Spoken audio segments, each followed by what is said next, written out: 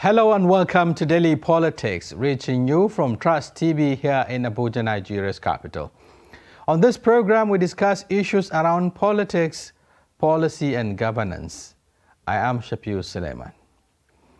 Today on the program, we'll be discussing Nigerians' visa struggles and matters arising. There is a blanket ban by the United Arab Emirates on Nigerians below 40 years applying for tourist visa. Therefore, the federal government of Nigeria, through the Ministry of Foreign Affairs, has advised Nigerians traveling to the UAE to be guided by the new visa regime.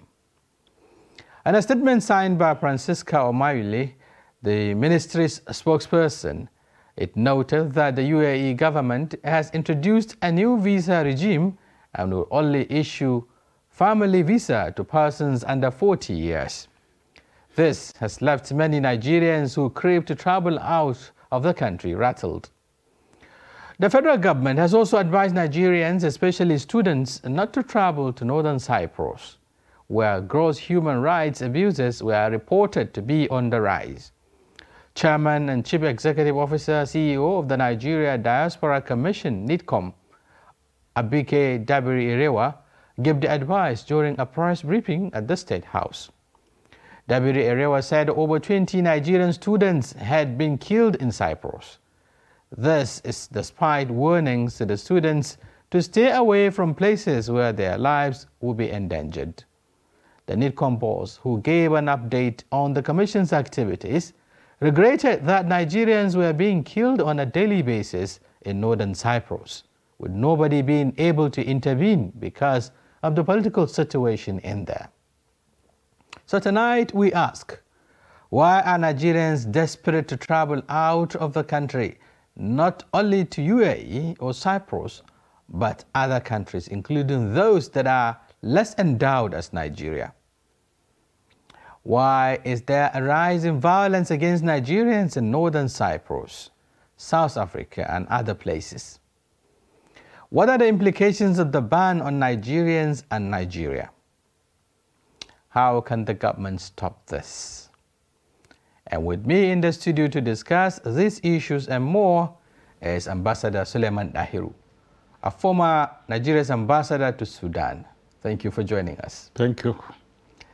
We will also be joined by Hamisu Kabiru Matazu, who is the foreign editor or editor of the foreign desk of the Daily Trust newspapers. He will be joining us via Skype. We hope to bring him on board shortly, perhaps in the course of the discussions. But before then, let's take a short break. We'll be back to commence on the conversations. Stay with us.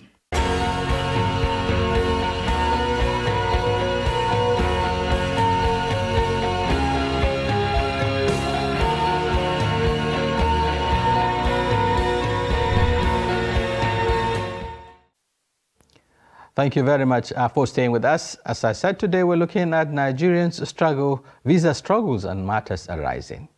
And we have in the studio Ambassador Suleiman Dahiru, former Nigeria's ambassador to Sudan. Again, before we commence the discussion, I'll take a break, to bring to you a report put together by our news department.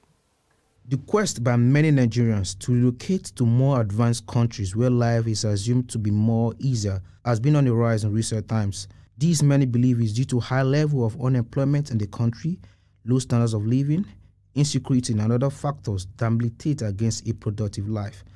Promising as it may appear, on the other side, in reality, it is not an easy ride. There are so many reasons why Nigerians travel abroad these few days, based on lack of jobs in our country.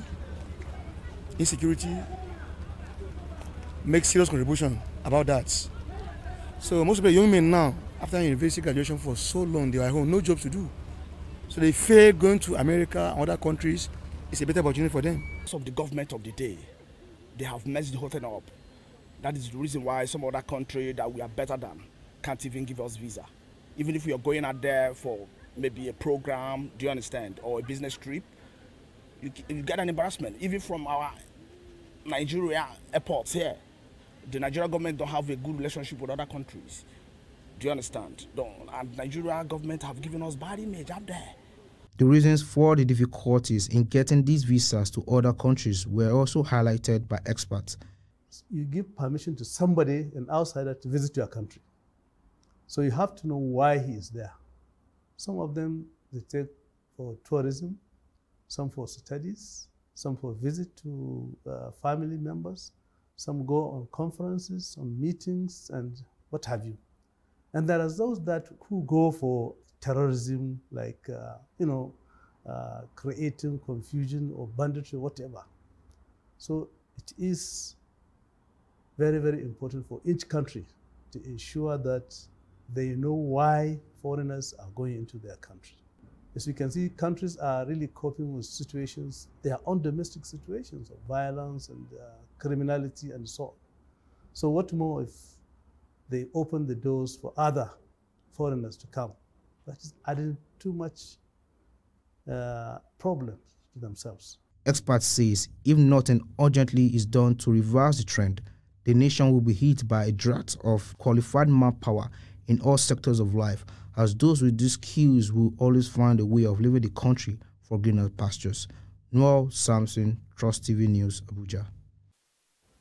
Now, moving on straight into this conversation, Ambassador, yep. You've heard, some of the reasons advanced why Nigerians have to travel out of the country, either for medical tourism, for studies, for family visitations, official conferences, and so on and so forth. But the scramble for Nigerians to get out of the country, it's on the rise. People are beginning to, scramble to get out of this country at all costs. Mm-hmm. What exactly is happening to our country in spite of the endowments, human, natural, and whatever you can think of? Sometimes to even countries that are lesser endowed than Nigeria. Now, there are many dimensions to the issue. Historically, people have been moving from one country to the other. Immigration has been part and parcel of life. America, that is what it is today, is simply because of immigration. Now, coming back to Nigeria, there are people who want to travel out of Nigeria to try their luck because they think that they will make it outside Nigeria. That is in search of greener pastures. Yes, they are looking for the greener pasture. There are those who want to go and study. And there are professionals who want to go and work outside and get job satisfaction. Out of the three scenarios that I have created, the people who want to go and try their pastures abroad, they do not know what they are going into. There is nowhere in the world where you just make it easily. When I first went to the United States to serve as a diplomat in 1985, one of the officers came and said, "Let me go and show you homeless people." And I saw homeless people, black and white, sleeping on the pavement. This is America, the most powerful country in the world, with its own citizens lying on the pavement, covering themselves with cardboards because of the severe winter. Now you want to leave Nigeria to go to America or to go to Europe. You don't know what you are going to face. I remember when I was in US, a lady told me, and I laughed, but it was not a laughing matter. She said, in Nigeria, when you are arguing with somebody, he will just say, you can go to hell. But Nigerians don't know. What is there? Go to hell, means go to America. Right. I have seen Nigerians in America in terrible situations. And sometimes I wonder why they even left Nigeria in the first place. This is one aspect. Then those people going for greener pastures, those going for greener pastures, there is no green pasture anywhere. You have to work for it. I concede that there are people who have made it, but it was through dint of hard work, not luck. Now, the students, some of them go there because they don't have the required papers to enter Nigerian universities. So they go abroad, where they will just be admitted because of the money that the schools will make. There are those with good papers. These are the ones that countries like America will want to have. Because if you are an A student, America will easily allow you to come. Perhaps because you add value. Yeah. Yes, you add value to their economy. Okay, let's look at the three scenarios. Before we look at the triggers, perhaps, we'll also look at the triggers. But then, let's look at the three key scenarios. Those who are going out without knowing what they are going to meet. Do you see a role, being played by perhaps the media? Because substantially, if you see what is coming out of those climbs in their various media outlets, it's about development, it's about progress, it's about opportunities, and so on and so forth. Back home, what you see is the opposite. We paint our country perhaps in negative light and what have you. We also undermine, if you like, or underrate what we have here in Nigeria. That's one. I want you to comment on that. But then, those who are going in for greener pastures, is it also that we're lacking the enabling environment? Because, yes, you have the capacity, you've gone through schools, you have the certificates and what have you.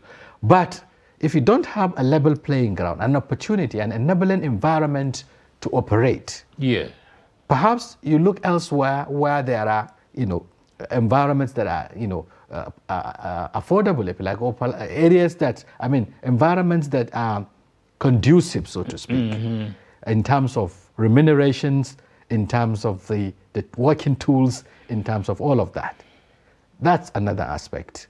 You talked about those going in, for studies, and why they are also going out for studies, and what they don't know, that is also obtainable in those clients, beyond what they see, on the pages of the newspapers and on the televisions and so on.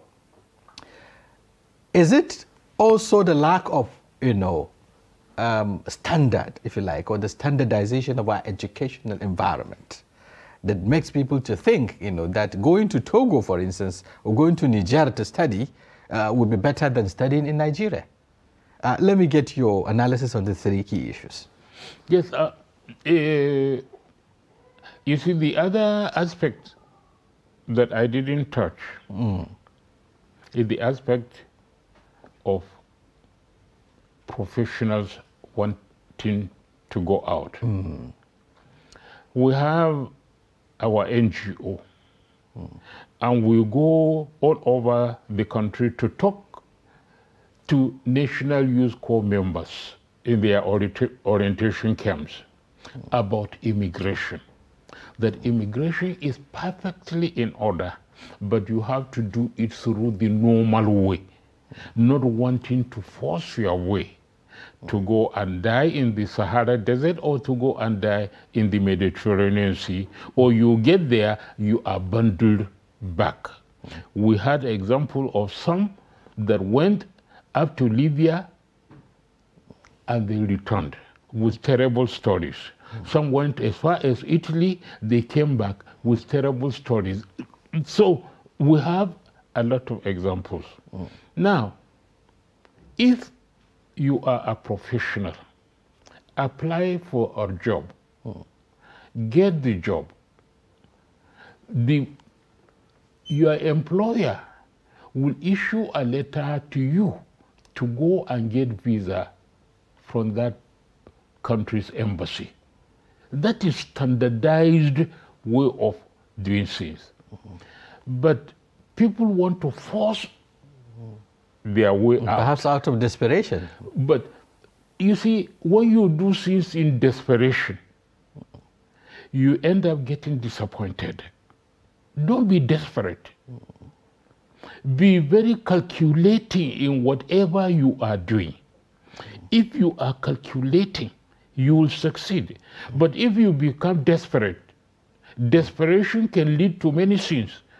And it is this desperation that is responsible for people dying in the Sahara Desert and perishing in the Mediterranean Sea. Now, if you go the normal way, you have no problem. I will encourage anybody who is qualified and has got the job offer to go. Because one, you will get the job satisfaction. And two, you will make more money. Three, you will be able to support your family back home. That is perfectly in order. But where desperation comes in, it becomes a different thing altogether. Now, people who just want to go out, they don't know what is awaiting them. So the spike in applications for visa or in desperation to go out is simply because of false understanding. I was talking about perhaps the fake images they see of those climbs. So, and we have our own people who are abroad. They are not helping matters. They do not discourage fellow Nigerians from making futile attempt or desperate attempt to go out. They mislead the people in Nigeria to believe that they are doing well there while they are not doing well. I served in the United States, and I had part of my family in the United States, so I was going there regularly. Now, you see these Nigerians when they are coming home on vacation, they go and buy the air ticket on credit.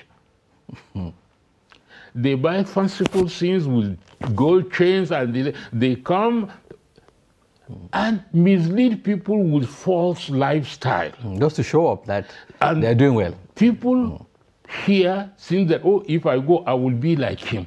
But you don't even know that this man is just struggling. That's right. I give you an example. It's a painful example that I have to give on television. I had my colleague in the diplomatic service, Mr. F.C. Ngoko. Ngoko was in Washington as Deputy Ambassador of Nigeria. He was recalled because he has completed his tour of duty. He didn't want to come back. He kept on creating stories. I was in admin, and I was helping him being a colleague. It got to a stage that I could no longer tolerate what he was doing. So I had to painfully make a recommendation for his dismissal from the service. He just didn't want to come back. And when I went to New York, I was asking people, what is he doing actually in US? They told me he was driving a taxi. The cab driver.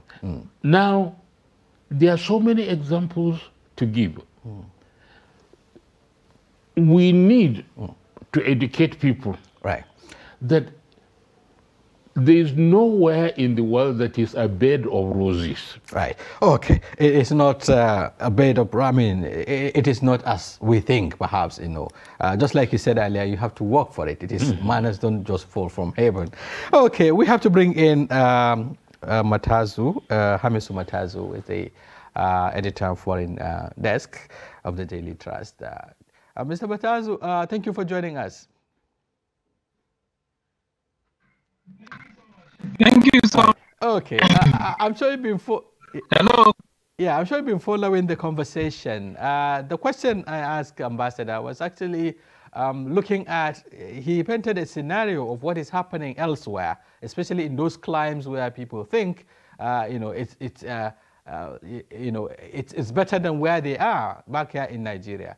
And we're talking about the triggers, why Nigerians have to be desperately in need to move out of the country.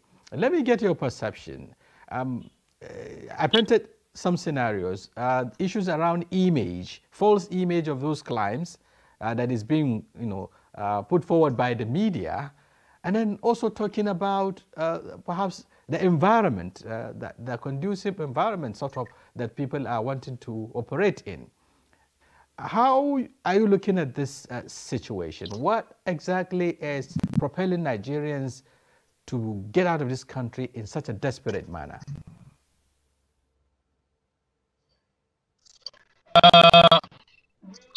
Well, most of the interviews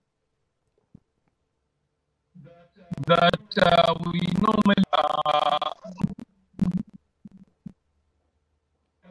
hello. Yeah, go ahead. Yes. Hello. Go ahead. We can hear you loud and clear.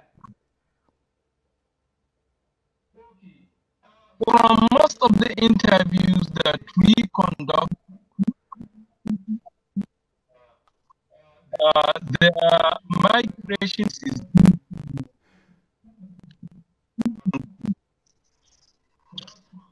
that too, some will tell you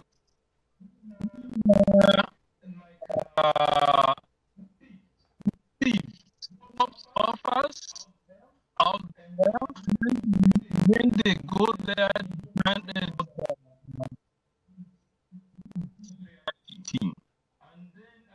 then thirdly that also the intention of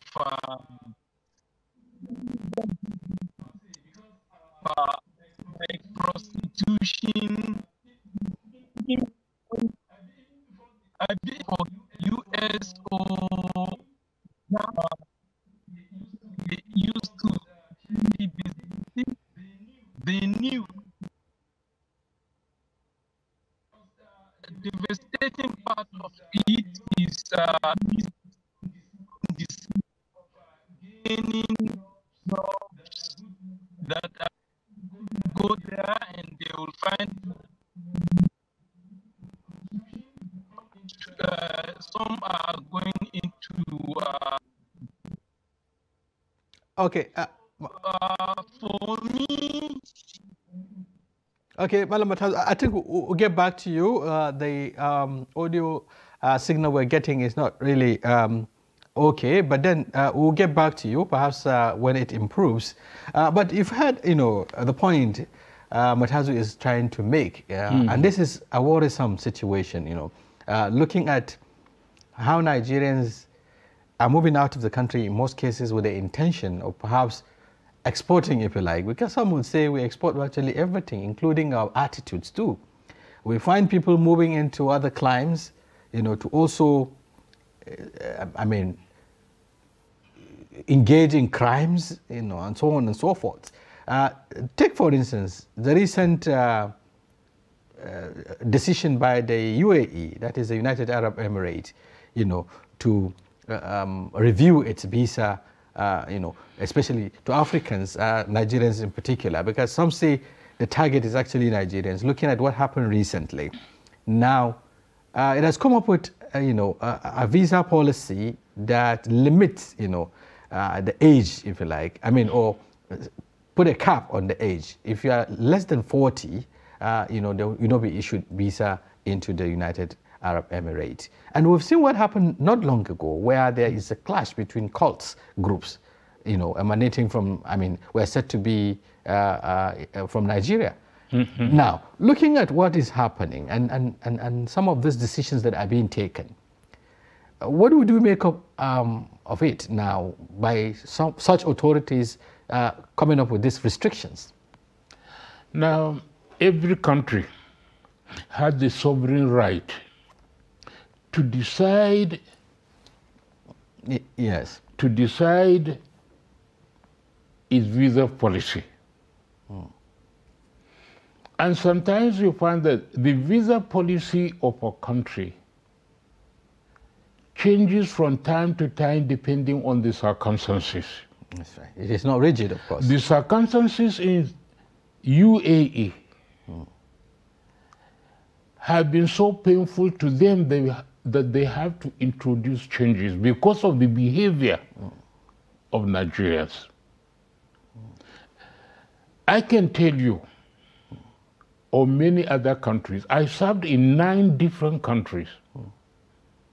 I can tell you, based on my own experience, that the behavior of some of our people are embarrassing and shameful. And that other countries that take measures against Nigerians, they are justified in doing so.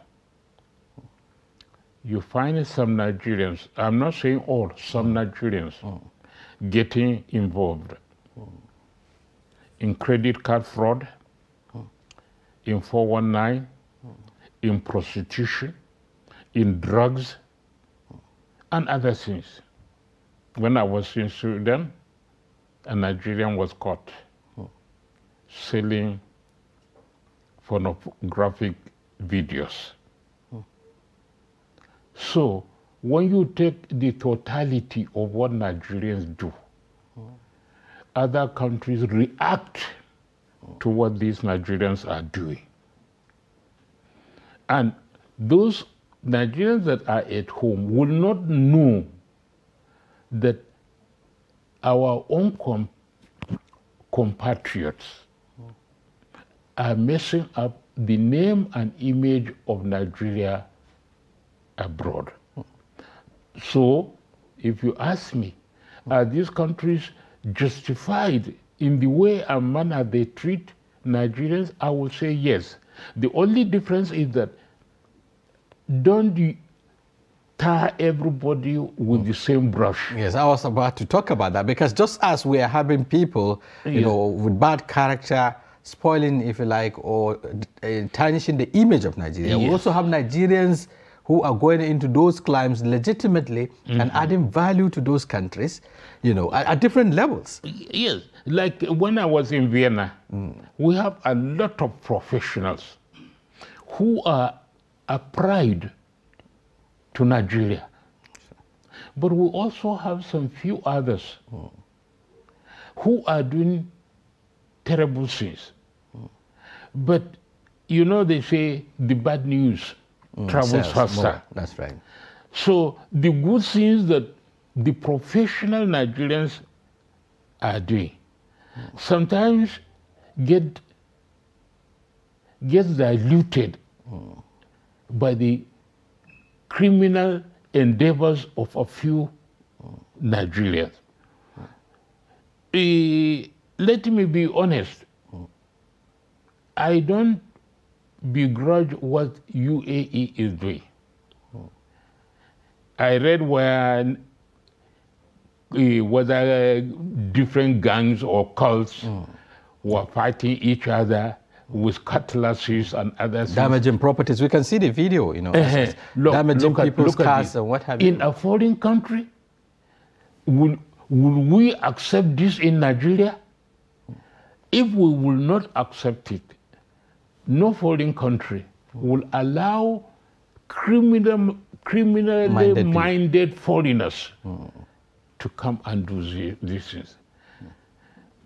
You see, the behavior of these people is what is making it difficult for honest and sincere Nigerians to get visa.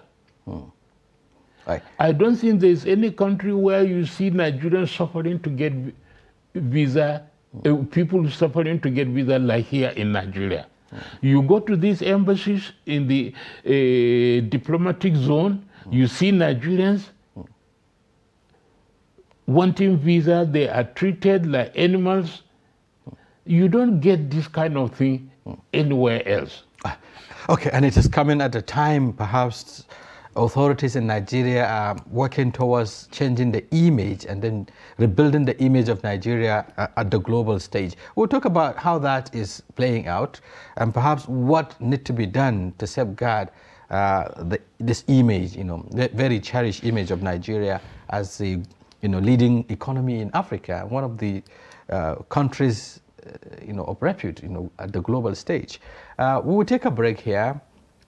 When we return, the discussion is around the struggles of Nigerians to get visas and, of course, the matters arising.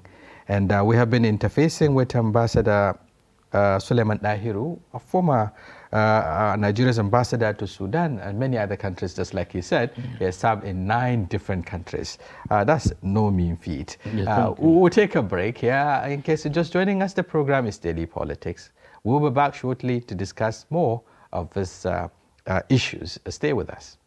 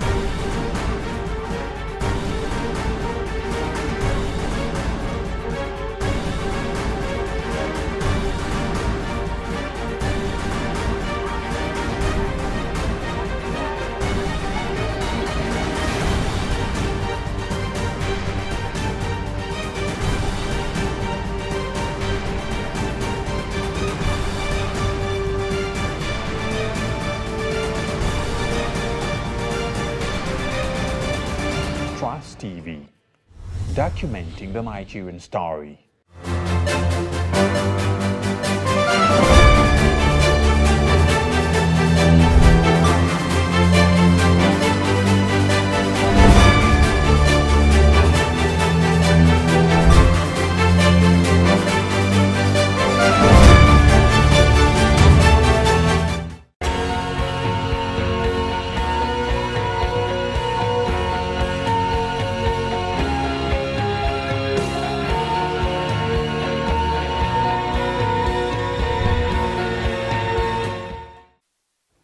Thank you very much for staying with us on Daily Politics. And today our talking point is Nigeria's visa struggle and, of course, matters arising.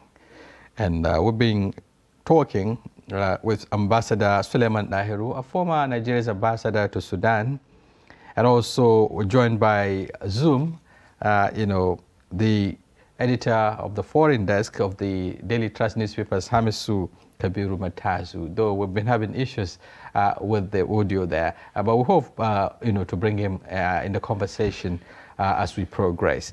Ambassador, we are back. Yes. Now, before we leave this issue, in the UAE, the new visa regime, in the UAE and why it is being applied, we talked about perhaps the recent developments that may have triggered, the UAE to take such a decision. Before now,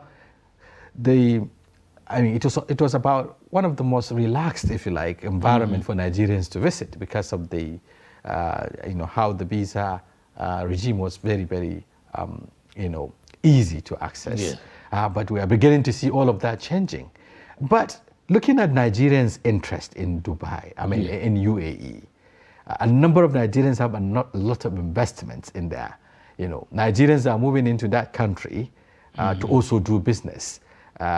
there are those who are also going there for leisure, so to speak. Because it will surprise you to know that Nigerians, especially this youth demography that we're talking about, sometimes just fix a party and the venue is perhaps in the UAE, and then all their friends have to move in there and what have you. And then we have this cap in terms of age bracket, which perhaps would have to affect those who are going in there to cause the troubles and those who also legitimately are going there for how do we reconcile these issues? No, I had said that every country reserves the right to formulate its policy on visa or immigration. If you remember, until late 1980s, Nigerians didn't need visa to enter Great Britain.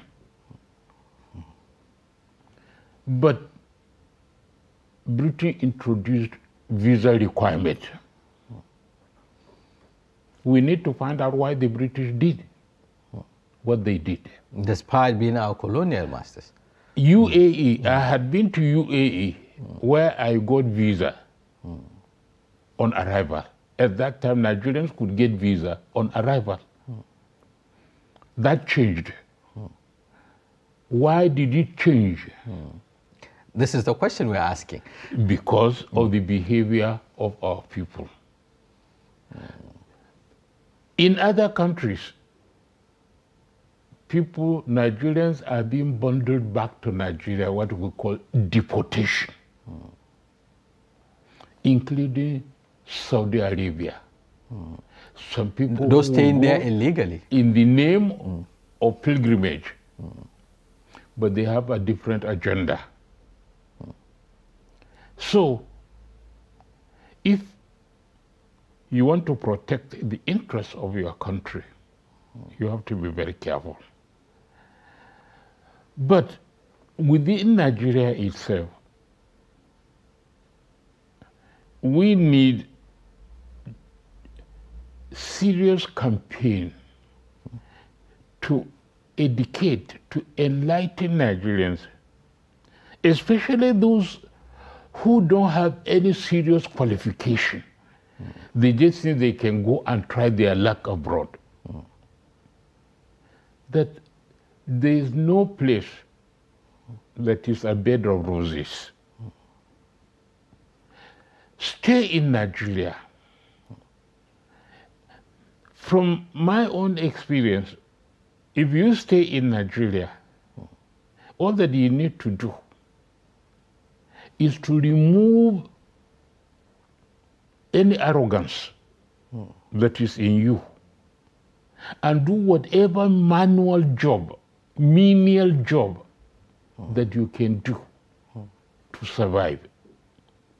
Instead of going to Europe or America and not only become an economic refugee, but you become a nuisance to their society. It's better for you to be a nuisance in Nigeria than to go and be a nuisance abroad. In Nigeria, we will tolerate you because you are part of us. But when you do it abroad, you are not part of that society. And I always tell people, especially those who want to remain abroad, that no matter how long you stay there, you don't belong. It's just a matter of time, you have to come back. Yeah. If you are in America, the moment they say, oh, he speaks with accent, that is all. You are not part of them. If you are somewhere else, they listen to you. They just say, oh, this fellow does not belong to us.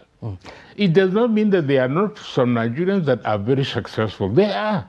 Right. And they are a credit to the country. Yes, Ambassador, beyond, creating awareness and, of course, enlightening the citizens, is there also a need for authorities back here in Nigeria to also look at the need to address or to improve, if you like, the environment, in terms of creating opportunities for Nigerians who are also yearning for such opportunities to grow? How do we get this, how do we create this enabling environment for Nigerians to, you know, aspire to become who they want to become?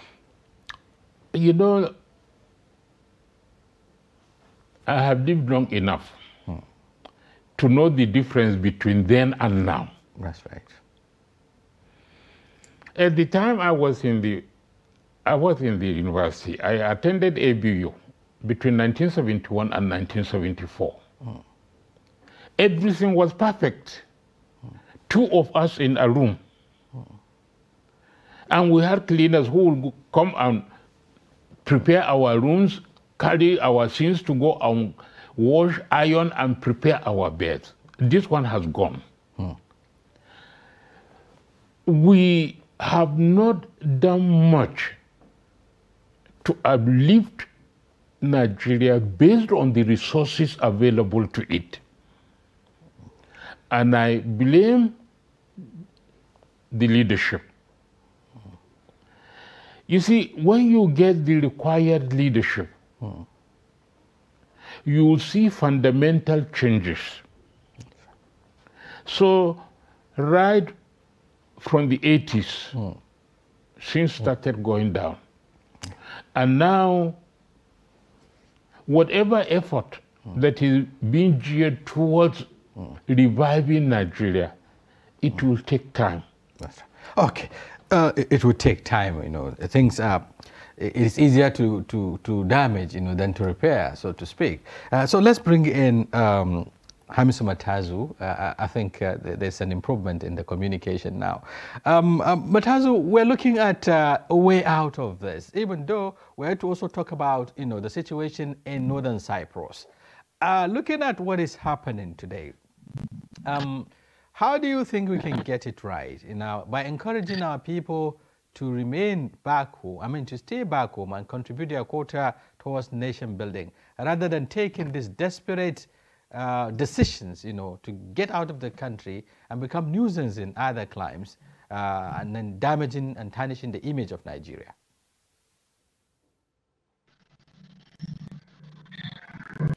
I want people to understand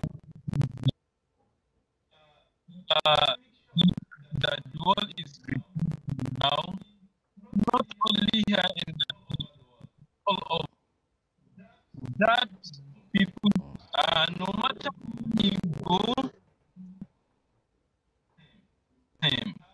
in Nigeria, say that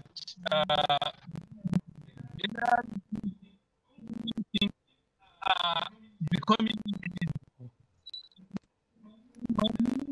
that's why. But the challenges out there, somebody in Nigeria, Ghana, with problem.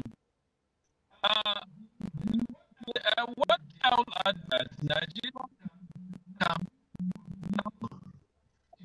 develop and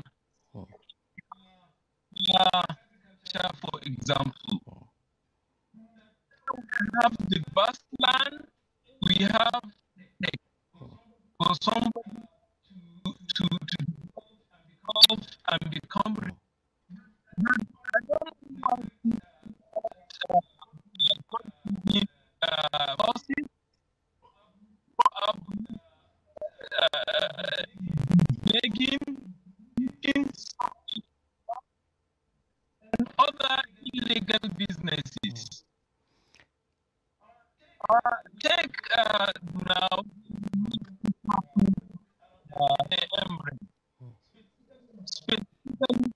where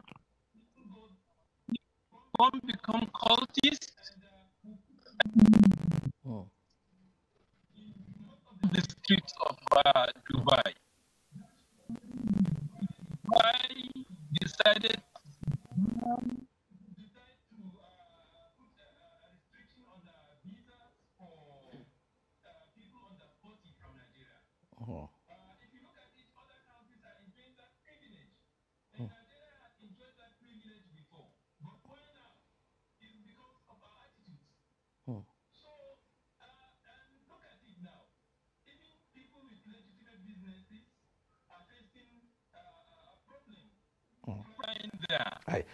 Okay.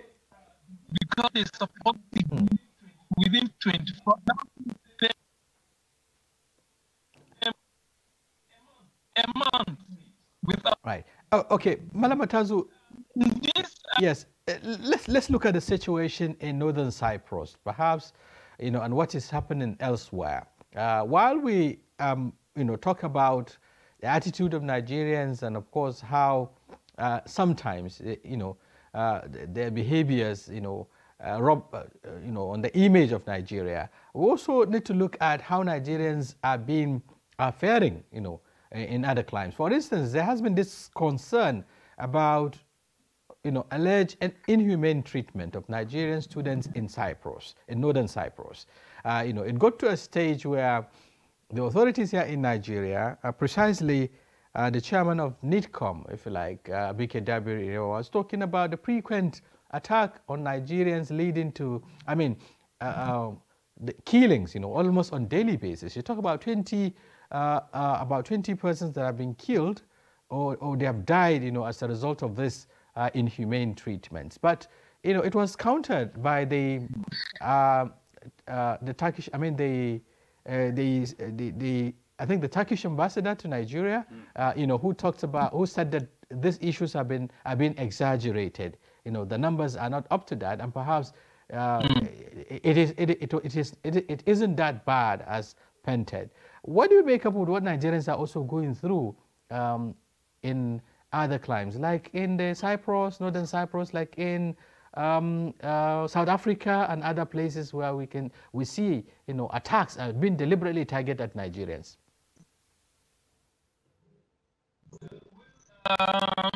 Yes, I can say that.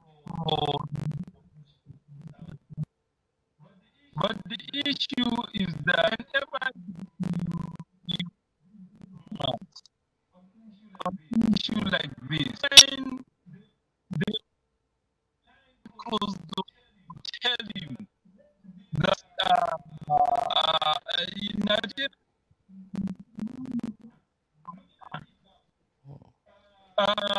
in northern side,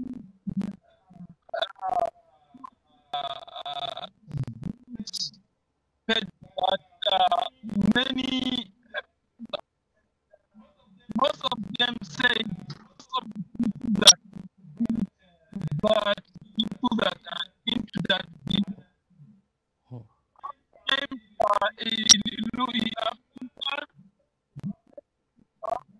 are making the same complaint, and similar. So to me, if we need to be because now something when Nigeria inclusive, because they were people from the Western the country, all these.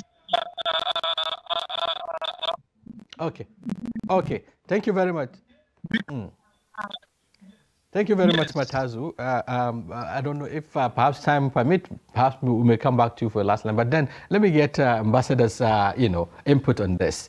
Looking at what Nigerians are going through in other Cyprus. Yes, Cyprus and perhaps in other countries. We've seen what has been happening in perhaps South Africa. Business communities also facing challenges in Ghana, for instance, and all of that. I'm happy you have raised this issue. Now, if parents struggle to save money to send their children to Cyprus to study, you know why you are there. Why do you want to go into something else? If you don't deviate from the purpose you are in that country, nobody will come and attack you. Now, I have complained about it some time ago. People didn't take me seriously. There's not synergy between this NIDO, or is it the diaspora, Nigerians in Diaspora Commission? This between her organization and the Ministry of Foreign Affairs. Okay, they're not working in sync, is that? That organization does not conduct the foreign policy of Nigeria. It is the Ministry of Foreign Affairs that is constitutionally charged with the responsibility to do that. Now, the advisory that was issued by that organization should have been by the Ministry of Foreign Affairs. That is the proper procedure.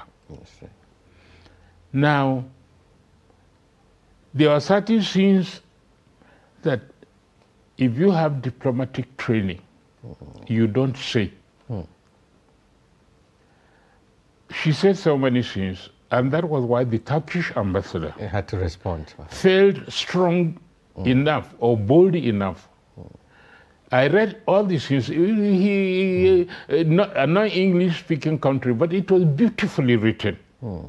And he rebutted what she said. If it was compounded the situation diplomatically, he should have been summoned to the Ministry of Foreign Affairs to discuss it instead of going to the press. She went to the press, he went to the press, which is not good for out of diplomatic for cycle. the diplomatic relations. But it has happened. But what I want to say is that the National Orientation Agency, in my opinion, is not doing enough. Okay. They need to mount vigorous campaign to educate Nigerians on their responsibilities, not only to Nigeria, but to wherever they may find themselves outside Nigeria. If we don't do that, they need to be Nigeria good ambassadors. will keep on getting maligned, justifiably or unjustifiably. Okay, thank you very much, Ambassador. I think we have to come to the end of this conversation at this point. The need for authorities in Nigeria to take issues of enlightenment and awareness seriously, especially on Nigerians' responsibility to their country and, of course, representing their country outside the shores of Nigeria. Thank you very much, Ambassador Suleiman Dahiru, for talking to us. Thank you. We also appreciate Hamisu Matazu, the foreign desk editor of the Daily Trust, for his inputs. On behalf of our guests and the technical crew, my name is Shafiu Suleiman. Have a wonderful evening ahead.